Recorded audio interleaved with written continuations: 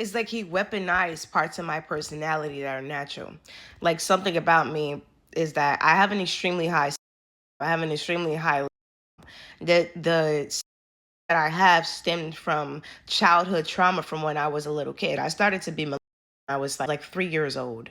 I was molested by the cousin to my grandfather. So he was in that age. He came home from jail and he started touching me. And from there was a long line of different men, other situations with different kids, just other stuff, other kids that were also we playing house, things that other adults played with us. And in this, by the time that I actually started engaging in sex, I was a teenager, I had an unhealthy sex to the point where I could have sex with somebody all day long. Like I didn't need a break. But this was trauma induced. And based on the fact that he had men, me, his friends, or like I said, there's been situations where I've realized that some of the men who have come in my life and who have dated me since him, who have 9 times out of 10 was from him. He must have weaponized that. So it's like, what are the different facts about her and what stories and narratives can I build around that? The same way he would do when I would come to him about finding different text messages on his phone, he would take it and just create a story to it on the spot. And the reason why I knew that that was true is because there were moments where it was like, oh, haha, the truth came out. That he was lying, and then he would just take that situation, exaggerate it to 10, and hurt me as much as he can, stay out, cheat. It was freaking terrible, but it's just important to share. I never did anything to set him if that's the lie, because I don't know if that was the lie or what the lie is, because nobody gives me the common decency to tell me what's been said about me, so he even knows what to defend. But everything needs to go out on the table. Then I'm not embarrassed by it. When I left him, I became celibate. I was celibate for about 2.5 years, and then after being celibate, I became abstinent, where I started dating and I wasn't sleeping with anybody. During my celibacy journey, I wasn't dating, I didn't have. And then when I started dating, I was dating and I let people know I'm dating for marriage and I don't have sex before marriage. So I also wasn't sleeping with anybody. I was abstinent for years. I didn't officially start sleeping with anybody again until the dude who raped me in Harlem did this in 2024, October of 2024. Before that, I had a best friend since I was in elementary school. After my ex and I broke up, he was the only person that I slept with. When me and him broke apart, I didn't sleep with anybody. That's when I went on my abstinence journey. When he came back in my life a year and a half later and I started messing with him again, that's when I slept with somebody again. So for a year and a half between him, I didn't sleep with anybody. When me and him stopped messing with each other again, I was abstinent again all the way up until I got October of 2024 by the dude that lives in Harlem with the light eyes and the long hair. His name starts with a J. And I knew him. We had met each other like maybe 2 years before that, hung out. I've been to his house before and everything. He lured me in like he was coming to help me when all of those people came after me, just to force himself on me and record a video of it. And they had other people in the house smoking weed, and at one point another person came and had us at gunpoint. In this situation, hundreds of thousands of men came after me. I had traffickers coming after me. This situation got so crazily out of hand. They were carrying little black bags with tools in it, saying they were because supposedly I had touched somebody. They were saying that I was a group of people sent their kids after me. They had little teenage girls walking up, pulling up their skirts in front of me.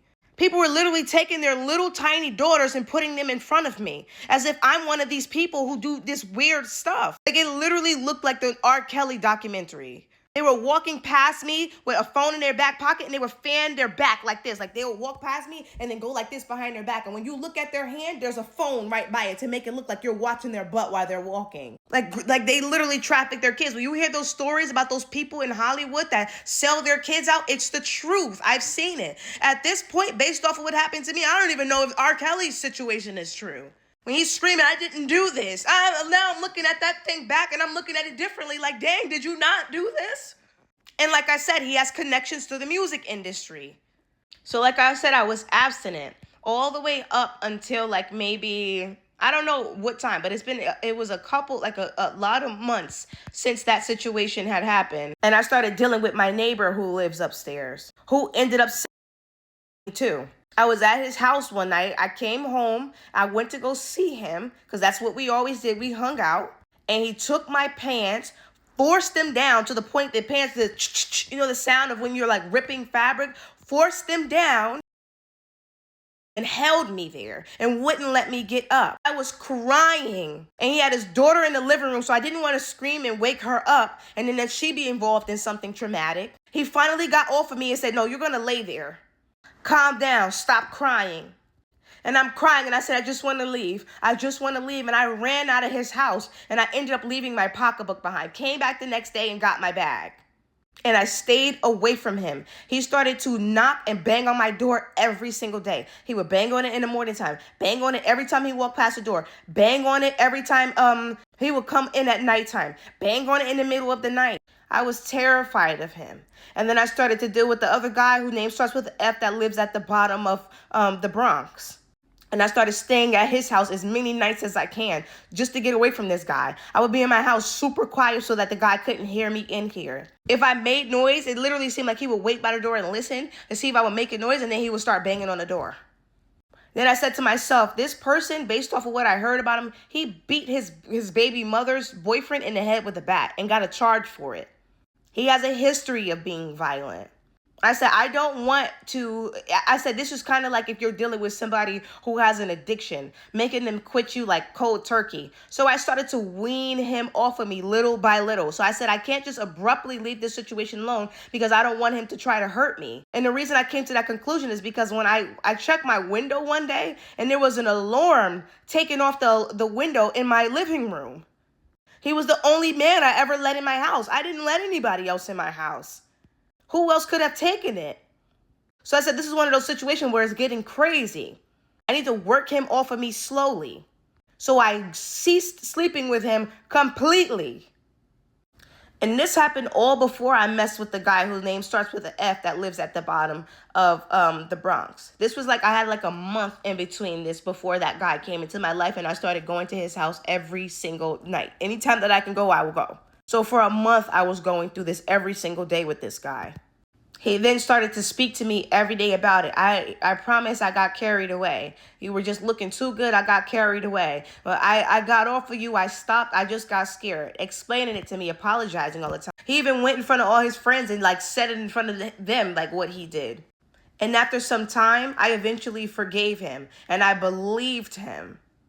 Call me stupid. I have been through so many different I started to be since I was 3 years old, and I'm neurodivergent.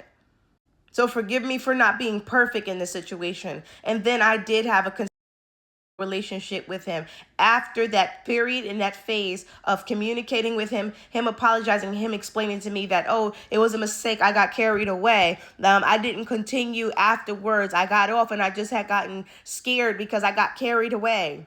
Then he started to back off, respect the different boundaries that I put in place. He would come check to see if I needed my garbage thrown away. If I needed toiletries or anything like that, he would bring them. Like, he completely did a 360 and started to be like a friend to me.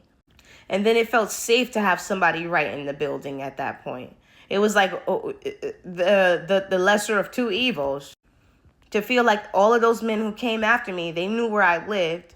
And to be here by myself, or there's this person who said that they apologized and now they're here like a safety haven for me. It was a very like traumatic thing, or like a thing to just even process. But I ceased sleeping with him. We had a consistent relationship for maybe 1 week. And then I started to see signs of him being crazy again. And that right there was around the time when he came and said that he hit the baby mother's boyfriend in the head with a bat. And then when the baby mother's oldest daughter would come over, he would be like kind of narcissistic in the situation. I would see how he would be talking to the girl and like painting the mom in like a bad light. And it felt to me like he was like turning the daughter against the mom. Like they have a strained relationship. And the baby daddy isn't her dad. It's another kid's dad. So it felt like he was attacking the mom on like through her kids. So I had to I got to get away from this situation. And I started weaning myself away from him. And that's when I eventually met the dude at the bottom of the Bronx. And I started going to his house and completely leaving this one alone. But like I said, not to cut it off cold turkey, because I didn't want him to do something crazy to me after you already took an alarm off of my window. It's been a lot of stuff that has happened to me. This is why I've been MIA and I didn't have a phone.